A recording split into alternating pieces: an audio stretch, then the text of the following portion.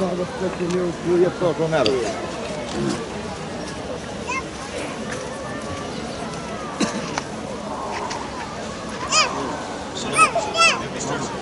এটা সাইড হয়ে গেছে হ্যাঁ। বিসমিল্লাহির রহমানির রহিম।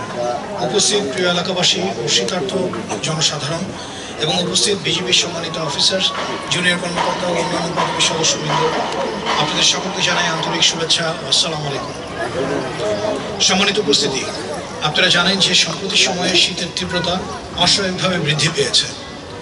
প্রচণ্ড শীতে অসহায় ও দরিদ্র মানুষের চরম দুর্ভোগের মধ্যে দিন যাপন করছে। এই মানবিক বাস্তবতার প্রেক্ষাপটে বিগত বছরের ধারাবাহিকতায় এই বছরও বিজিবি শীতার্থ মানুষের মাঝে এসে দাঁড়িয়েছে। সম্মানিত সুধী, এখন আমি আজকে দিনের প্রধান অতিথি ঢাকা সেক্টরের sector commander colonel SM Abul এহসানকে বিনীত অনুরোধ করছি শীতার্থদের মাঝে কিছু বলে আজকের কার্যক্রম শুরু করার জন্য। ধন্যবাদ।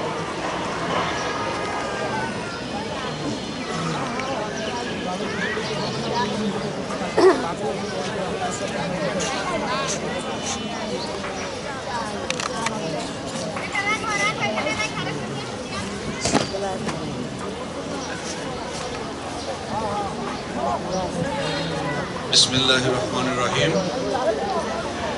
উপস্থিত প্রিয় এলাকাবাসী, এলাকার জনপ্রতিনিধিগণ, প্রিন্ট এবং ইলেকট্রনিক মিডিয়ার সদস্যবৃন্দ এবং আমার সামনে যারা উপস্থিত আছেন আপনারা সবাই, আসসালামু আলাইকুম।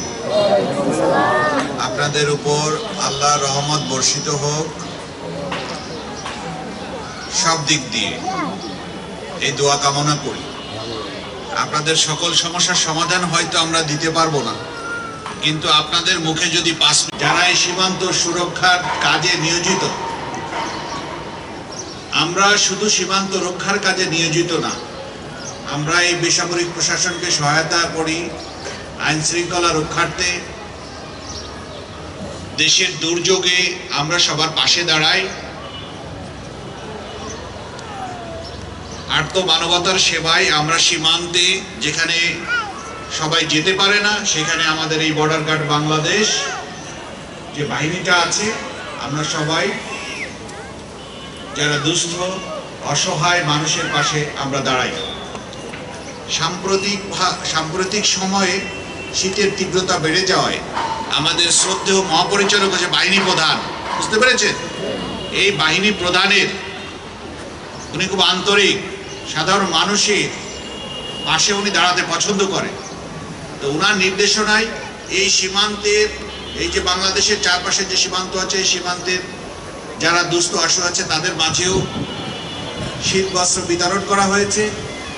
এবং আমরা ঢাকায় এই শহরে, এই ঢাকা সেক্টর তত্ত্বাবধানে এবং অন্যান্য শাখা আছে, হসপিটাল আছে, কোর সাপোর্ট উইং আছে, তারা সবাই মিলে আমরা শীত বস্ত্র বিতরণের জন্য আপনাদের কাছে এসেছি।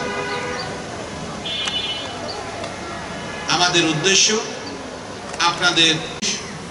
আপনারা আন্তরিকভাবে গ্রহণ করবেন এবং আপনাদের সবার সুস্বাস্থ্য, আপনাদের পরিবারের সবার প্রতি আমাদের দোয়া এবং ভালোবাসা রইল। সবার শুভকামনা দিয়ে আজকে আমার বক্তব্য শেষ করছি। আপনারা অনেকক্ষণ ধরে ওয়েট করছেন, এই জন্য আপনাদেরকে অন্তরের অন্তঃস্থল থেকে, বিজিবির পক্ষ থেকে আপনাদের সবাইকে ধন্যবাদ। আপনারা কষ্ট করে এসছেন, সবাইকে ধন্যবাদ। আসসালামু আলাইকুম।